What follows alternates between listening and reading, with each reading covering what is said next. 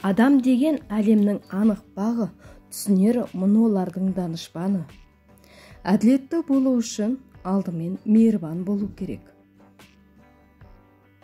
Көздер сөйлей алады, қуаныштан күле де жылай да алады. Көздермен естен адастыруға да, жылата да аласың. Сөздермен алдауға болады, бірақ көзбен алдау мүмкін емес. Адамның көздерінде тылсым күш жатыр. Бәрін түсіндіруге болады, бірақ бәріне емес. Ей көңілім, сыйлық күтпе, бұл заманнан қараңғы. Уақыт озар, барлығынан шаң қаптырып адамды. Дертің әрсет күшейеді, ауырады тынымсыз. Күткенменен мына уақыт емдемейді жараңды.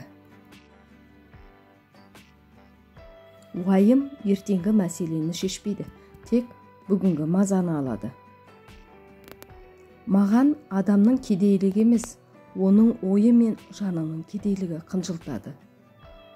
Әрекет етпей арманға жетуді ойлау, егін екпей оны жинаумен тең. Ақмақпен достық құрып жетіспейсің. Дананың берген уын қабылда, ақмақтың қолынан алтын алма. Өмірде дана секілді сүргін келсе, екі басты қағиданы жаттап ал. Әр нәрсені жегенше аш қалған дұрыс, әркімнен өмір сүргенше жалғыз болған дұрыс.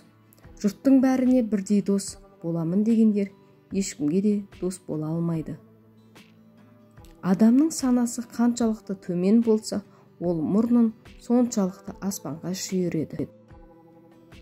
Өмір сүрудің екі заңын білген адам бақытты болар. Бірі не болса соны жей бермей, азығына талғамен қарайтын жан. Бірі кім болса сонымен дос болмай, айналасындағы достарын жөнімен таңдай білетін адам.